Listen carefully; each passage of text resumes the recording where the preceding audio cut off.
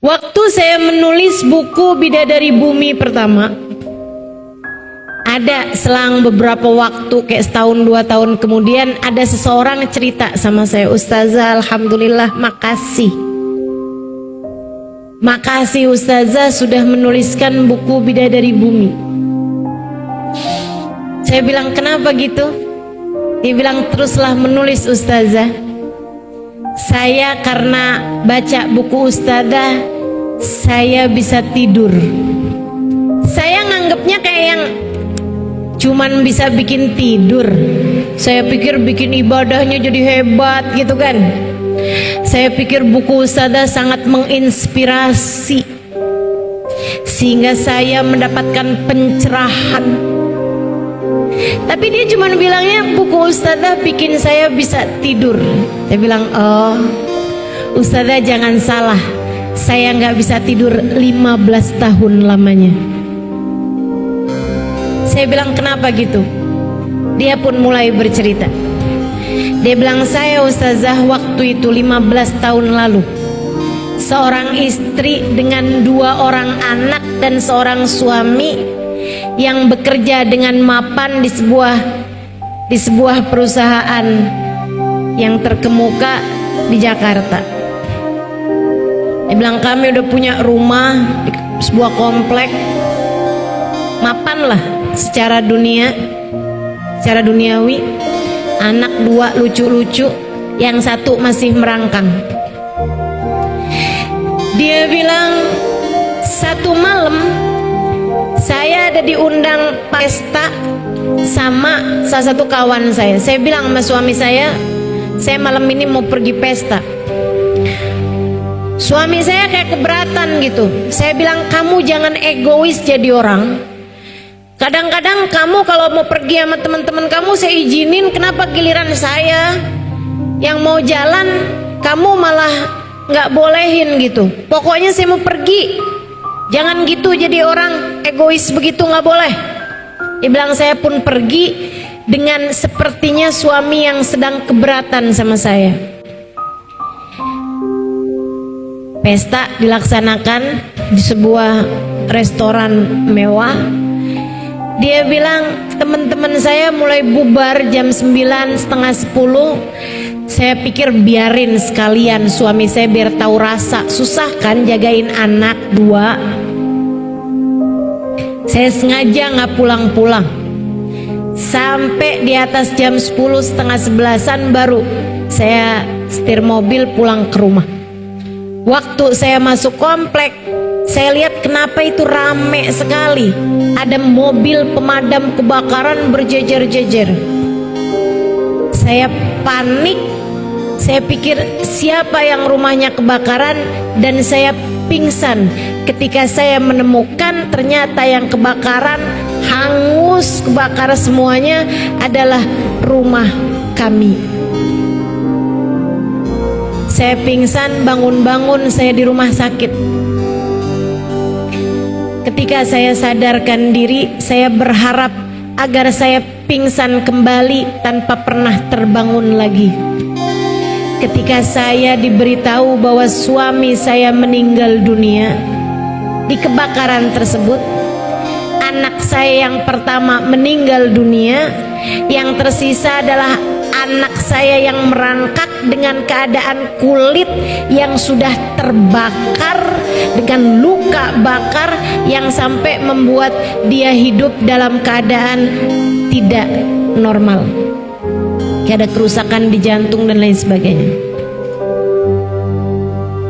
Dia bilang, sejak hari itu saya tak henti mengutuki diri. Saya selalu merasa bersalah, dihantui perasaan-perasaan yang tidak menyenangkan bertahun-tahun lamanya. Kami akhirnya memutuskan untuk pindah, saya dengan anak saya, di sebuah apartemen. Saya tidak bergaul dengan orang-orang. Dia bilang, anak saya sekarang Ustazah udah di usia 15-an tahun. Dia cantik sebenarnya, tapi memang kulitnya banyak kena luka-luka bakar itu. Dan juga anak saya tidak pasti apa yang dimaksudkan dengan tidak normal ya. Mungkin kayak bagian dalamnya atau apa. Tapi dia bilang secara kecerdasan anak saya ini Ustazah bahkan di atas rata-rata orang pada umumnya. Tapi saya malu dengan keadaan anak saya, sehingga akhirnya tiap kali saya melihatnya saya merasa bersalah atas kejadian 15 tahun yang silam. Karenanya saya jadi benci dengan anak saya sendiri. Saya tidak bolehkan anak saya ketemu semua orang. Dia sekolah homeschooling, gak punya temen, temennya di dunia maya saja. Dia bilang saya nggak bolehin dia ketemu sama siapapun. Saya nggak suka melihat dia dihina orang. Dan setiap saat itu terjadi, orang melihat anak saya dengan rasa kesian, saya kembali mengutuki diri sendiri. Saya setiap hari bekerja dan saya benci dengan musim liburan, sebab akan membuat saya tidak sibuk, tidak menyibukkan pikiran dengan pekerjaan, dan membuat saya harus sering-sering melihat anak saya tersebut. Bilang anak saya sering WhatsApp saya, sering kirim SMS waktu itu ya. Dia bilang, mama jangan lupa makan. Mama udah makan hari ini.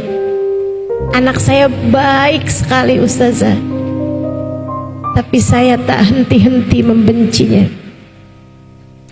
Dia bilang sampai satu hari, beberapa hari yang lalu, saya pulang seperti biasa. Ustazah jangan salah, dia bilang, saya sholat nggak pernah tinggal. Ustazah jangan salah, saya pergi haji, saya pergi umroh, saya pergi majelis taklim, dan saya juga jadi pasien psikolog juga, jadi klien psikolog. Saya juga pasien psikiater. Saya datang ke berbagai macam seminar, saya datang kepada orang-orang yang saya pikir bisa meringankan beban hati saya. Dia bilang tapi itu semuanya tidak ada, atau belum, tepatnya belum ada yang berhasil buat saya. Dia bilang sampai satu hari saya pulang di larut malam, bis kerja sengaja, tar deh tunggu biar nggak macet. Saya pulang malam hari, dan juga tunggu biar anak saya tuh kayak udah tidur gitu. Jadi saya nggak harus lama-lama ngobrol sama anak saya. Dia bilang saya masuk, ada paketan di kamar, di rumah, di apartemen mereka. Saya liatin dari teman saya. Saya biarin aja. Saya buka, isinya buku Bidadari Bumi, Halimah Lidrus. Siapa nih, nggak terkenal. Dia bilang saya pun pergi nemuin anak saya, secium keningnya. Kayaknya dia udah tidur atau nggak tidur, saya nggak tahu. Dia bilang habis itu saya keluar, saya cari makanan, saya makan sedikit dari kulkas, kemudian saya pergi mandi, saya sholat isya. Habis itu saya buka televisi, nggak ada yang menarik. Saya buka bacaan-bacaan apaan, nggak ada yang menarik. Saya kemudian keingetan, buku yang tadi apa tuh? Saya pun mulai membacanya. Dia bilang halaman 1, 2, 3, sampai dicerita wanita di bis. Mungkin kalau teman-teman pernah baca buku Bidadari Bumi, tahu cerita tersebut. Saya menceritakan tentang seorang perempuan yang naik bis barengan sama saya. Kami hanya berdua.